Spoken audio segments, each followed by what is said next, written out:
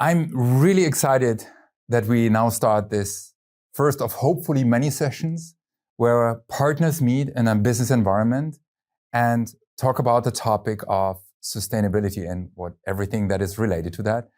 And I'm happy to be with you today, Daniel, here on your premises. So before I say a little bit more, I think it's just the right thing to hand over to you and learn more about you, the company you work for, and what you do. Rüdiger, you're warmly welcome to EagleBurgmann. It's nice to have you here. Thank you. Not the first time, actually. As an introduction, we are EagleBurgmann. We are basically a sealing company for various industries, water business, pharma, food, beverage, pulp and paper, and oil and gas.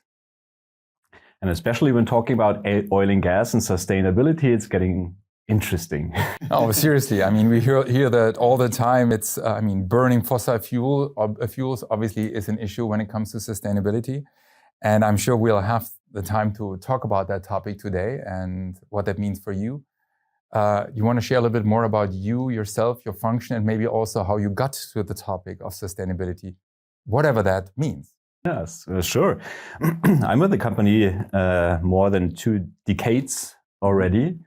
Mainly sales, a little bit technology, and I've been traveling a lot to refineries, Middle East, to all these oil and gas production plants, and which is fine if you're young. It's exciting. Later on, you potentially realize, is that the industry you want to work with? And then my journey started towards sustainability and is there a greater purpose in doing what I'm doing? And over the years, starting as sales engineer, later on being responsible for the global technical sales support and service, later driving business development in the aftermarket, there have been chances to implement those ideas.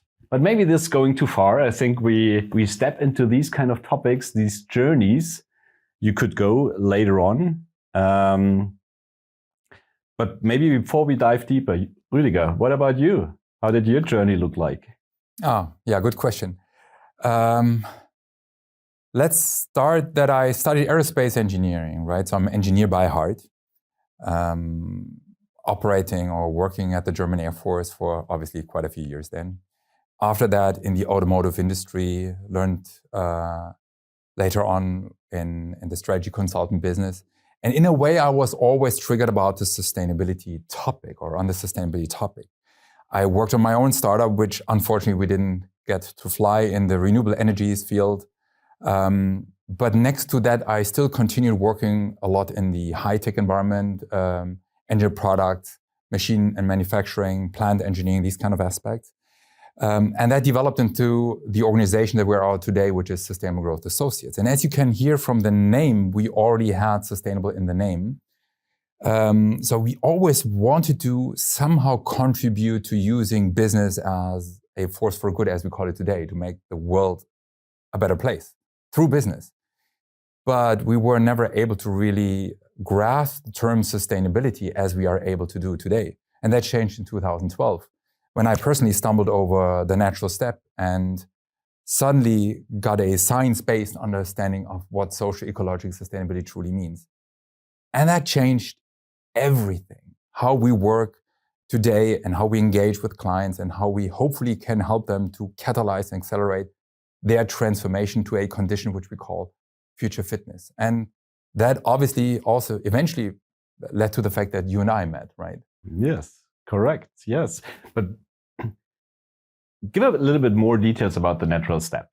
I'd love to. So I think the best thing to boil that down is when you take this question of how do you define sustainability? So whenever we engage with people and we talk about the topic of sustainability, one of the questions we ask is, well, how do you define sustainability? And based on your definition, when can you claim to be successful? And whenever I ask this question to 10 people, I usually get 11 answers. And while they are somehow capable of answering the first part of the question, they completely are struggling with the second part, the definition of success. Is it, net zero emissions, or is it just becoming circular? And the answer to both questions, by the way, is no, that's not enough. And the natural step defines that. It's rooted in science. It would probably go beyond that session to elaborate further about the TNS. It's a Swedish NGO founded by Karl-Henrik Robert, and looking at the root causes of socio-ecological unsustainability. Once you understand the root causes, you can define sustainability, and which basically means we all need to include that into our way of how we operate a business, how we lead that strategically. And once we learned about that, let's face it, before 2012, I also was struggling with this answer, right? But that has completely changed.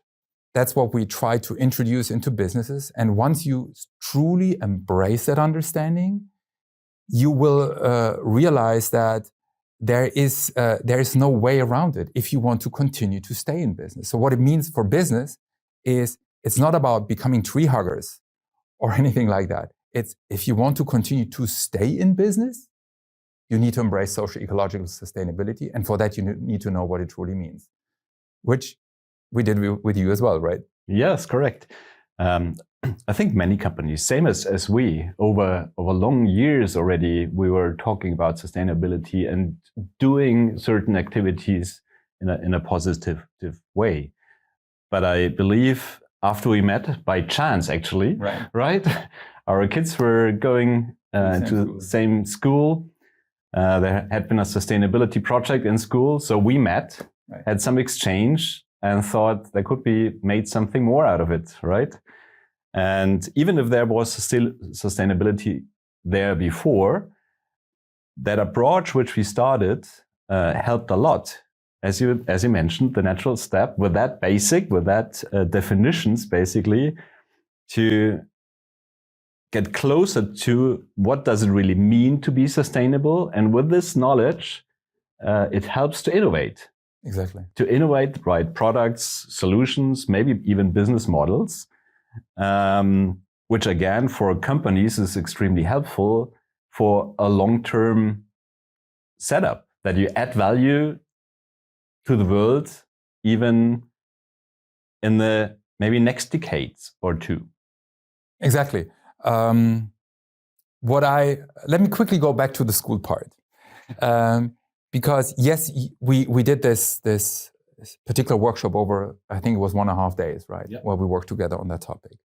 But for one, we also need to acknowledge that this workshop would have never materialized if you had not taken the initiative. So obviously you were intrigued about what you learned when we met during the school, where we had this working group and were already talking about the topic. And you immediately saw the opportunities that are coming with it. And which is basically two things. One is what we call the nested circles, right? That everything happens on this planet, which let's call it the environment, and where we were able to develop as a species and start to form societies. And within those societies, we are politically active, translate our thoughts into laws, which open, let's say, the area for any kind of innovation, which eventually leads to a flourishing economy in which we find the organizations and the individuals. And what that picture shows is that any inner circle depends on the outer. In other words, if we want to have flourishing companies in a flourishing economy, we must have a flourishing society on a limited planet. So we need to acknowledge those boundaries. If that is not the case, eventually it's going to hurt the economy and therefore each and every individual business. And you immediately got that, right? Which is not always the case, I have to say that. But you immediately embraced that. And you also understood the definition of socio-ecological success, aka the sustainability principles, of which there are 3 on the environment and 5 on society. And you took that on as an opportunity in your organization to organize that workshop that we had together. I don't know if you can share a little bit about how you organized the workshop before we're talking about the content and what we did, and also what I learned from having that workshop with you. Yeah, basically after learning about the natural step and the approach from Rüdiger, I was thinking it could be quite helpful to innovate. We had been in the process to innovate, to develop something new, and I was thinking that approach fits very well. Mm-hmm. So what we did, we selected a couple of people from different functions, basically, from engineering, R&D, sales, met together 1.5 days, learned in the first phase about the principles, and utilized the principles to mirror it to our clients, what they need to be sustainable from us in future. And based on this, we had very nice brainstorming sessions and came up with really good ideas, and quite a good portion of that is in development or developed now, which helps a lot. Just as an example, to mention it potentially right now, we were developing a zero emission gas seal. Before you have a gas pipeline station, as an example, application, and there is a continuous leak going out. That was normal, and we were developing a zero emission solution to avoid any leak, methane leak in that specific case, which adds values. It took a couple of years, but now the market is demanding for that, and we were starting that development even before the market was demanding for it. And these thoughts and developments are possible with such kind of approach. Oh yeah, and absolutely. And what intrigued me is, next to the group of people you assembled, of which quite a few were from sales, right? They rather think in 6 to 12 months, although we already know that the transformation of a business is more a many years journey, right? Nevertheless, they got on board with that. And what I think it proved, again, for once, you need to get the right people involved. So their mindset, they don't need to understand sustainability right from the very beginning, but they need to be open to learn and to be open for change. And that was the case there. I think we had an intriguing story, but through the education process, which was the first half of our workshop, they acknowledged the nested circles. They learned about the sustainability principles. We even talked then about the Future Fit business benchmark. You might remember that as well, where we that basically is a translation of the sustainability principles into goals a business can work with. The so-called break-even and positive pursuit goals, which address operations, resources, business processes, end of life, whatever happens, just to address that on a very high level. And they not only embraced and understood that. I think what really did the trick is when we then told them, okay, now instead of thinking about the sustainability challenge for EagleBurgmann, let's now have your clients in mind, right? What is their sustainability challenge? And how can you help your clients to meet that challenge? In other words, you could, for example, say, okay, let's say we have a budget of 100,000 euros. What could you do with that? You could say, let's do PV modules on our rooftop. And would that be a step in the right direction? Obviously, I mean, you would have less CO2 emissions because you procure renewable energies, right? But at the same time, you could also decide, what if we use the 100,000 euros for an R&D budget and try to solve one or several of the major challenges that our clients have? And with that, for example, improve the sealing solutions that you provide. And the leverage, the impact that you have would be by dimensions bigger. And on top of that, you would immediately see it on the top line and with additional revenues. And what really intrigued me was when then your salespeople said exactly that and arguing like, oh, now this was so helpful. I'm usually fighting for price and against Me Too products from Asian regions. And now I have a list of arguments why it is worthwhile paying for our solutions because of the additional value that we bring with respect to zero emissions and improving the situations on our clients. Which is, for example, emissions leaks. Right. It could be lifetime quality, having a robust solution, less repairs, less interruptions of clients' processes, and so on. It's a wide range, basically, of values you could talk about in this context. And it's really interesting. From our view, we had this before. a definition of footprint and handprint. Footprint, in our definition within the company, EagleBurgmann, we mean our operations, our own setup, basically, how we produce the products. And beside this, we have the definition of handprint, which is exactly what you mentioned. What is our impact to others? Here, our product solutions, what is their impact to our customers? Yeah. Footprint, again.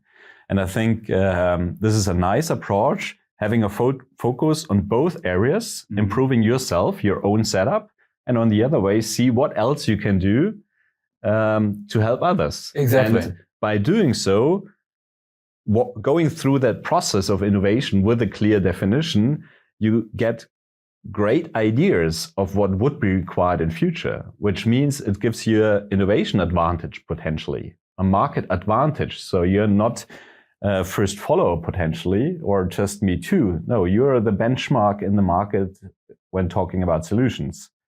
And this is, I think, the real benefit, diving into details, do these kind of workshops, get innovation ideas, and then implement them.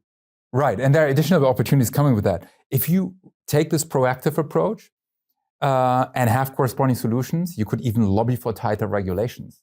And while others complain about, no, this is not impossible, we can't meet that, you would say, yes, it's possible, because here's the solution. Because you anticipate it. You start becoming strategic on the topic of sustainability. That's interesting. You mentioned regulations, because that comes in reality.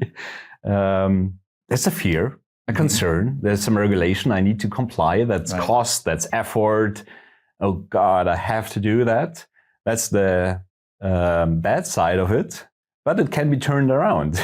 If you're early enough in this way of thinking and innovating and improving your setup potentially, you don't need to fear regulations. You are already there. Exactly. And you can help others to get there and comply with the regulations, which means sustainability would not be the risk, it would be the opportunity. That's exactly it. And regulations is not just follow regulations. No, you're advanced. And this is exactly, I think, the interesting thing in this journey. How do you see sustainability, a risk or opportunity? Yeah. And how companies utilize that to their benefit potentially in the end. And that has a lot to do with transparency, definitions, knowing what we are talking about, the business view. Is it more short-term or real long-term to invest in new technologies maybe, which potentially takes a certain time to be available in the end. And this is, I think, the interesting thing, how to accelerate this kind of discussion and journey within companies. I don't know what your experience is implementing or developing further. Most companies, I believe, talk about sustainability and do something, but it's about how to utilize it in a positive way. Yeah, I mean, we observe that all the time. As a matter of fact, we've even developed what we call our sustainability maturity spiral for that, because it really depends on the organizations. If I just quickly elaborate on that, we find businesses which we would call the plunderer. And if you talk to a plunderer on the topic of sustainability, what they would say, well, that kills my profitability. If they develop a little further, we would call them the player. The player said, well, that satisfies the legislation. So if you want us to do more, change the law. Other than that, leave me alone. And if they go even a little bit further up in the spiral, we would call them the pragmatist. The pragmatist says, well, we got to do it anyways. And our customers are asking for it, so let's see what we can do with it. Up to that point, they don't do that in a strategic way. They either try to avoid it at all, or they do it through external pressures, or just, let's say, for opportunistic reasons. If they go beyond that level, we say now they move towards becoming a pioneer. They start to transform the organization. And a pioneer would answer, that defines our strategy. So they start becoming strategic. But it doesn't stop there. There are even companies which go beyond that. We would call them the paradigm shifters. And a paradigm shifter would say, that's why we get up every morning. That shapes our purpose. And why am I just describing that right now? For one, not every company out there embraces sustainability. Still, very many don't. And second, for us, usually it's less important where you are on the spiral, but what is your ambition level? And if you are a player and say, well, I'm comfortable there, then, and I don't want to go for any more, then I would say, well, good luck with that. Thinking of CSRD, ESRS. But if you sincerely buy into the topic, you realize you got to do something about it in your very own interest, or also to make more business, to be more successful in today's times. And you have the ambition to become strategic. Then I think what you learned and what we started with, which we call our shared language, starts to resonate. There are others out there who don't even get it yet. But those who start to embrace that and start to learn the shared language, start to becoming able to truly collaborate. Because there's no silver bullet out there. It's not this one company able to solve all the problems. We need to work together along value chains and across industries to meet our grand societal challenges. And that shared language helps us to accelerate in this area. Mm-hmm. Absolutely, absolutely. I wanted to share one more example. Sure, absolutely. Because then the question is, I think this learning is extremely helpful, mm-hmm. but it's then important to transfer this learning to business and basically the innovations, which basically are the basis for these change. So to transferring it into action, let me say. For companies, it could be innovation. And I was talking about the zero emission seal as mm-hmm. an example before. And just for one compressor in such a gas pipeline station, this change in technology of our product has an impact per year, depending on how long it's operated a year, but if it's 1 year continuously operated, as much CO2 savings as you would have driving with your fuel car 1,300 times around the Earth a year. It's the same amount of CO2, which we are saving. I love that. By that solution, which is a huge impact we can do in the world. It's just one machine. There are thousands of such machines in the world. And I think when implementing this was, in my view, very helpful within EagleBurgmann, trying to capture this. In the past, we were talking about cost savings, for example. Now, we're talking about cost savings and, for example, emission savings, and trying to quantify that, get a feeling, and talking about these success stories in the end. What is really the impact motivates other colleagues to buy in and to innovate further potentially. So I think it's a circle, educating, talking about it, making it transparent, sharing success stories, which motivates further, and new ideas will come up. So it's a positive journey towards future fitness in the end. Or what I also found very interesting, the topic digitalization. Depending on the company, we need to do digitalizations. But then the question appears, why? Right. What is the purpose? Not just because of digitalization. And that thought is, in my personal experience, showed to me there is a very strong link. Again, oil and gas business, of course, it's money. They want to operate their businesses to earn money. If the equipment stands still, they don't earn money. So it needs to run. It should not fail, for example.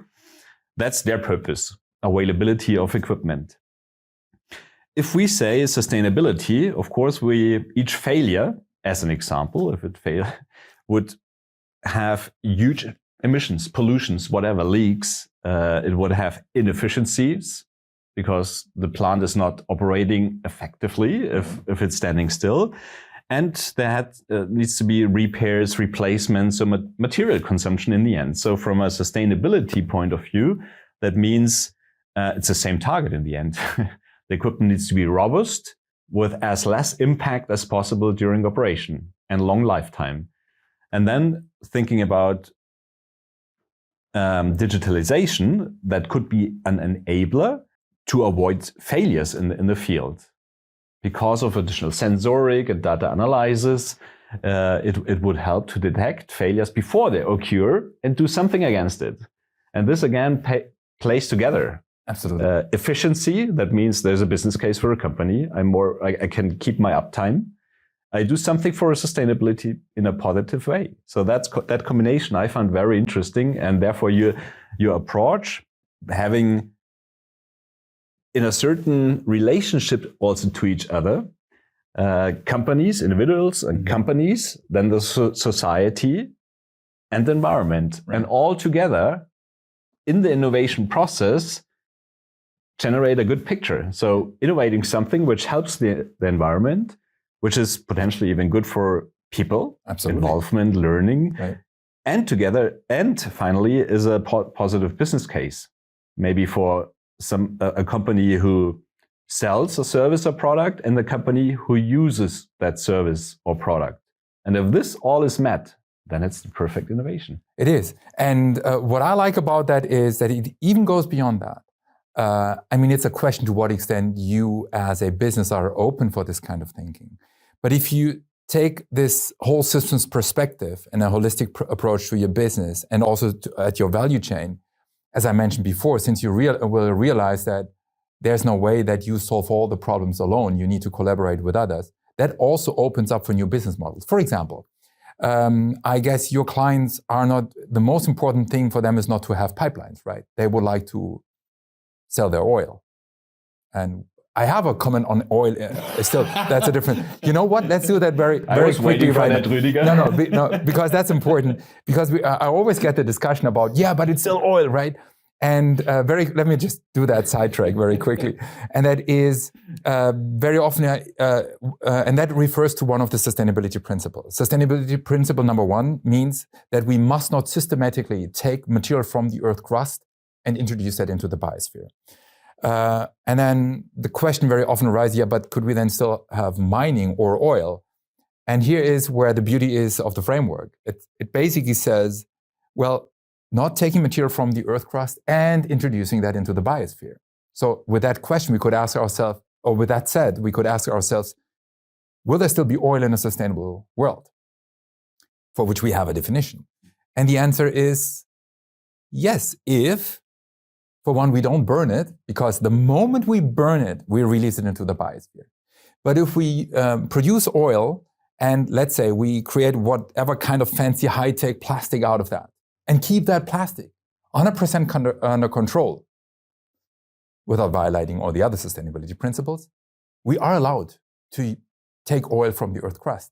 So I would foresee a future of oil as long as we don't burn it. Now, that part, that was my detour, but coming back to the other kind of business models is that now if you keep that in mind, and it's not about for you to transport oil, you want to sell oil, right? But you still need the pipelines and everything, the whole infrastructure. You could come up with a new business model. You could say, you know what, my dear clients, we make sure that you have a dependable infrastructure. We will not be able to do that on our own because we just are in the sealing business.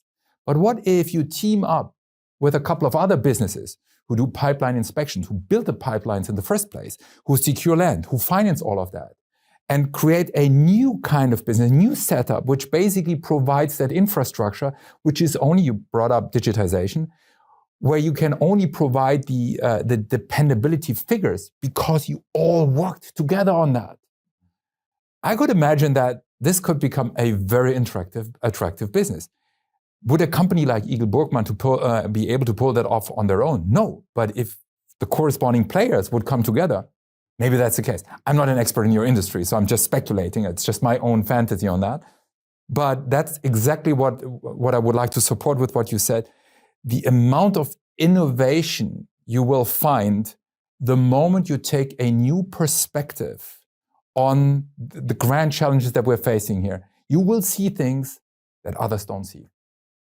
Correct. Yes, and I fully agree that basically it would be the shift from just selling a product, for example, but more what is really relevant for a client. And is there another model which fits better, potentially? Right. Yeah. And it brings completely new thoughts in the arena to talk about new business models. Yeah, but I have a question. I mean, you and I, we obviously are aligned. We have been talking about this topic. I don't know how often, but it more or less seems like it's now that we have that shared understanding, and it's not really rocket science, right? But it's almost like easy to get an organization to buy into that. Or have you made different experiences? Because I for sure have. So how is it on your side? How does it, was everyone all in right from the very beginning? What are the highlights that you experienced, but maybe also the hindering forces that you experienced? It's an interesting question, and I think most companies, also we had sustainability a very long time, but there had been ways to utilize this even more for innovation, as we discussed. And of course, finally, it comes to people in an organization doing certain things. And of course, within companies, you have people who easier buy in, and some others, maybe it's a little bit harder to buy in. And therefore this discussion, and therefore this workshop was really helpful to share knowledge, ideas, have a platform to exchange ideas, to make it more tangible in the end, and do something with it. And then I think it's a certain dynamic. If more people buy in and there is a positive result, our success stories in the end, maybe some more would buy in the end to such an approach and innovate. And I think this could be the journey. Of course, in many companies, you have a strong focus, which also makes sense, on short-term targets, short-term revenue. This is required to pay salaries, right, to survive. And I think the interesting part is then having a good component in parallel for this innovation part,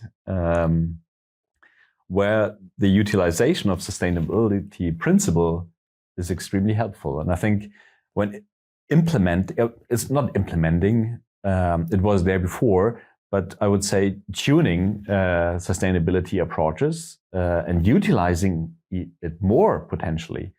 This is a lot of communication, making transparent, getting others being motivated. Like you mentioned before, sales now having maybe better arguments to talk with clients, not just price maybe. It's about engineering and R&D who have maybe a good purpose what they're doing, what they're innovating in lower league or zero league solutions, as an example. And this kind of discussions is motivating. Or even, I don't know, production. Production has an impact, or quality has an impact. Is there a good job? And we ship out high quality, long lifetime, robustness, or weak quality. That all has an impact. And I think, but potentially not all see this immediately, and making this transparent, the importance of each function and each individual in the end. I think this is interesting, and of course needs communication, discussions, learning, sharing, and I think this is the journey within a company with a lot of different people. Oh yes, of course, and well, I can fully support what you just said.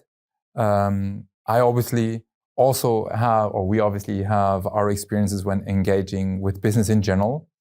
What I can share is, and that's probably no surprise, that very often the biggest challenge is on C-level. I have to say that. And at the same time, we also have very positive examples with another client who already went through a strategic planning process. And then in a way, the CEO did not feel happy with the topic on sustainability, what they've done there, and said, well, we still got to do something on that topic. And whatever the connections were, at the end of the day, we got an opportunity to present that. As a matter of fact, that was during COVID and only for 25 minutes. But after that 25 minutes, that CEO said, this is exactly what we need. And that company started to embrace sustainability rooted in science. So the advantage there was they have a lot of scientists on their side. So it immediately resonated with them. But I have to say that the momentum was generated by basically one person saying, yeah, let's go for that. Let's start working in that direction. I mean, that's the trigger. We're talking about a journey that takes years, right? But how much one individual at the right level that is convinced about the topic can influence is incredible. But a similar individual at the same position, which is not convinced, can really make, let's say, prevent a lot of things, a lot from happening. So that's usually the challenge that we experience. But in general, so whether we talk about short-term top line, bottom line, or long-term top line, bottom line, nothing happens without people. And if the critical, and now I'm talking about the internal stakeholders, if the critical internal stakeholders are not on board, it can become very frustrating. And at the same time, maybe just to add to that, that already influences the bottom line of any business. What we hear more and more from people from HR, for example, is that the high potentials applying maybe or being open to apply for a job at a given company, that they start asking, well, what are you doing on the topic of sustainability? What's your purpose as a business? And the moment you don't have an answer to that question, you are immediately in a difficult situation, because these people might then say, oh, you don't have an answer to that. Well, then I might just go to another company that does have an answer. Or they're only motivated by money, so you have to pay a lot more to get them on board. And they usually don't stay long, because the moment someone else offers more, they're gone again. So if you would like to get real talent, you better start embracing sustainability now, instead of still say that's something for others, but not for your organization. And this is also what we see daily. New, mainly younger people applying for jobs who ask exactly that question. What is the bigger purpose behind what I should do there? And luckily we can tell stories, real stories, about real cases, about this emissions, right, methane savings, about water savings, potable water savings, just because of a better suitable solution with huge impact. And I think that helps a lot to get these resources required, right, to further grow. Right. We were talking quite a lot about environmental sustainability. We also were talking about people being active in such, right, an environment within companies. And what I personally also find very interesting, beside the environmental sustainability aspects, the social component, the people. As we see it, what's going on in the world, it's also essential to do something good for the people. I don't know how you see that, but there are also clear definitions. What does it mean to be socially sustainable? No, I fully agree to that. As a matter of fact, when we come back to the nested circles, right, everything happens on the planet. In other words, if we don't have a biosphere, then there will be no species Homo sapiens anymore. But at the same time, I'm absolutely convinced that the environmental challenges that we're facing right now, we will only be able to meet them if we address the social challenges, which are so obvious, right? If we just see at what is happening in the world, I'm not diving into politics right now, but that becomes more and more a serious issue. And that has to do with systematic contribution to social unsustainability. So if the spread of, let's say, rich and poor becomes bigger and bigger, it's only a matter of time until you have riots in the street, and maybe we're not that far away from that. But in general, if we look at the social sustainability principles, where whatever the system may be, the power system that we have, that we decide that we would like to submit to, there are 5 social sustainability principles that we would want to consider. And one is that the members of those society are not systematically experience obstacles when it comes to physical, emotional, and mental health. When it comes to having a word to say, having influence on the decisions that are being made in that society. When it comes to access to education and building up competence. When it comes to impartiality, and I can't say most importantly, because all principles are of the same value, but it's still a very essential one, if they cannot make meaning anymore? Why are we? What holds us together, right? Mm-hmm. And on a company level, where obviously one of the most important stakeholder groups is the own workforce, next to obviously customers or suppliers and the community that we're embedded in. But the way we also introduce or include social sustainability, I usually express with the following example. While any business needs to develop the strategy for their transformation journey, if we engage with someone who says, well, I got it, but I don't know how to survive the next 6 to 12 months, then here's what we would not say. Yeah, but then let's just talk about your core values and your purpose and your vision and your BHAG and your long-term, medium, short-term strategic goals. I would probably not even be able to make that sentence because I would immediately be interrupted and write so, hey, didn't you just listen to what I said? I don't know how to survive the next 6 to 12 months. But a business which finds itself in that situation has a top and or a bottom line problem. So either a problem in the market, not enough market shares decreasing, or you cannot achieve the prices anymore, whatever that is, or a short-term bottom line means you literally have a productivity problem. And then, of course, that's the area where you would want to focus on. And that has a lot to do with social sustainability. Because if you focus on that part and focus on profitability in the next 6 to 12 months, it basically means you don't have to lay off people or less than you originally planned. And that has to do with social sustainability, right? Next to that, you're hopefully then, by being successful with that approach, you already prepare what could be the next step. And you generate the cash flow from operations that you need to have for your investments into the future. So I truly, I'm really convinced, next to the environmental sustainability being a requirement, there's no way around that.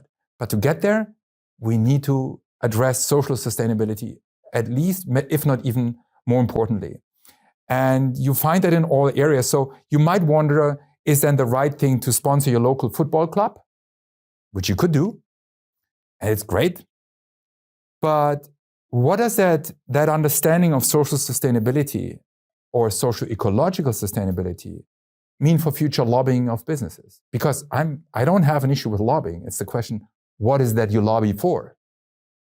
And if you take social ecological sustainability into the equation as a prerequisite to build a thriving society on a limited planet, that's a prerequisite for a thriving economy.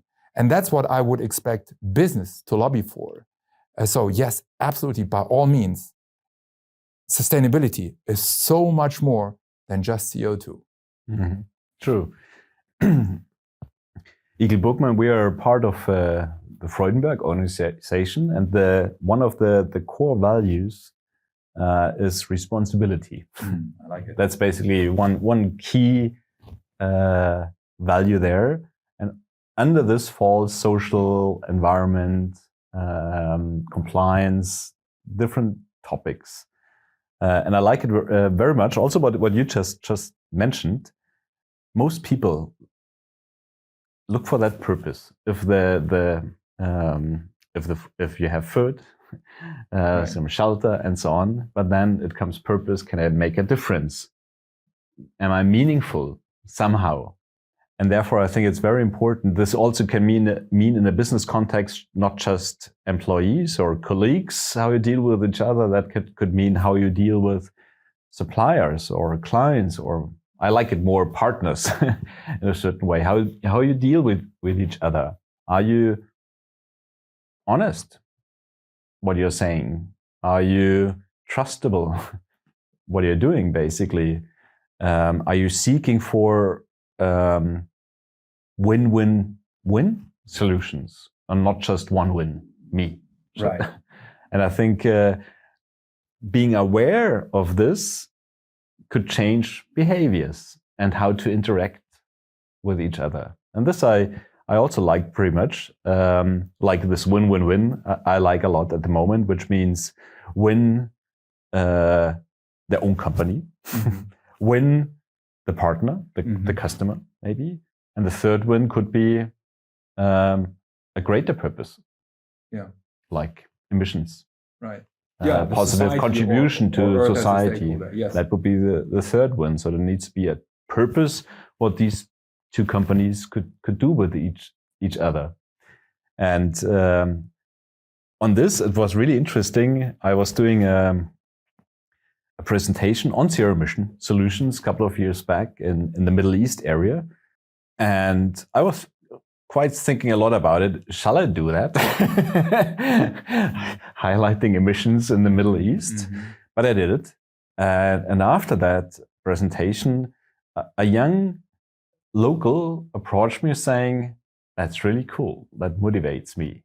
And which shows nice. That was not really technically, that was purpose, meaningful. Yeah, I like to build on what you just said.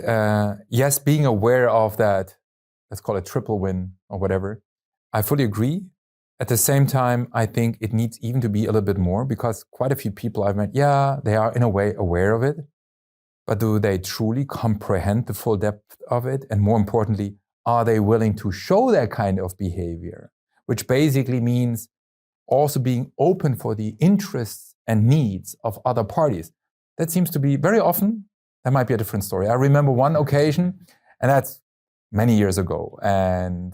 But we were working with one client on the whole area of project management and process design, etc. And then under the chapter procurement, I proposed to introduce the following sentence as a guiding sentence. And at the time it was, we treat our suppliers the way we want to be treated by our customers. That sentence never made it into the document. But I have to say, I would say that this organization has changed over the years, and there are great people there. It's a pleasure working with them. And from the actual behavior that they show today, they have a very partner-oriented behavior today. But at the time, there was really more that competitive approach, like tier 1, tier 2, and so forth, and the OEM. And it's more or less, that's the way it is. And in a way, you would understand that, seeing what's coming down the food chain, right? But again, that change in understanding, seeing the mutual needs, being open for that, being transparent, knowing that, well, how is it usually said? Trust comes by foot and leaves by horse. So that can fire back. I'm not doubting that. But in general, having that mindset, having that attitude when entering into negotiations and trying to really solve the problems and consider the interests and needs of the other party, I think that's a recipe for success. Mm-hmm. Hey, I think we're getting more or less to the end of our conversation, but I think what would be great is if there's still something that you would share with others in other businesses, coming from someone who is in business, maybe also to executives or whoever you have in mind. What would be your message for them? In my view, walking a little bit away from sustainability, overarching to me, it's purpose. Why I'm doing something. And of course, sustainability gives a good reason to do something meaningful, which makes sense. And now it depends on the function you're in or the company you're working in. That depends. Is it maybe more environment? Is it more something you could do for society?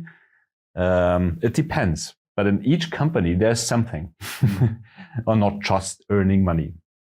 And I think this purpose, for me, that's valid for me. I think there are different people with different drivers and values, basically. Yeah.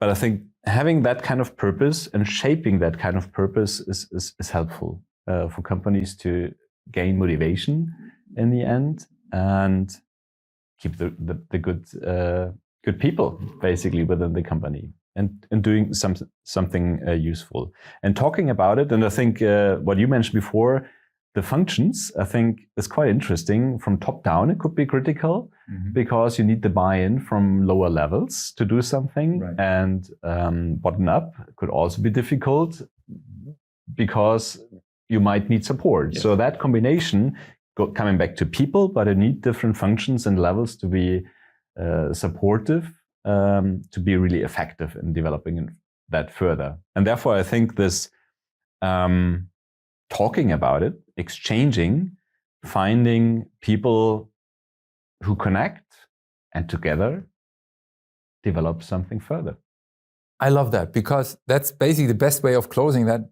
Because let's face it, that was the reason why we said we wanted to meet, to talk about that. I so much appreciate that. And I also feel additionally motivated and inspired to carry the torch to others as well, because there's one thing for sure, we need to accelerate. We're running out of time. So, but there's not just the pain coming with it, there's also the gain coming with it if we really embrace sustainability. And there are very good tools available, supporters available, giving structure like you. That's true. Your company with definitions like in the natural gas. So there are tools available. There is no need to start from scratch. Right. That was a great discussion. It was. And any last word from your end? No, I think I've said enough.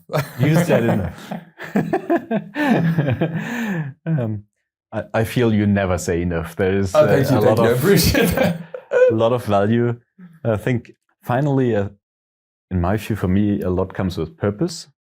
Sustainability, with all its definition, can help to shape purpose, can help to contribute as a business, make it tangible, and develop the opportunity part more than the risk part, and utilizing sustainable approaches and developments as an opportunity.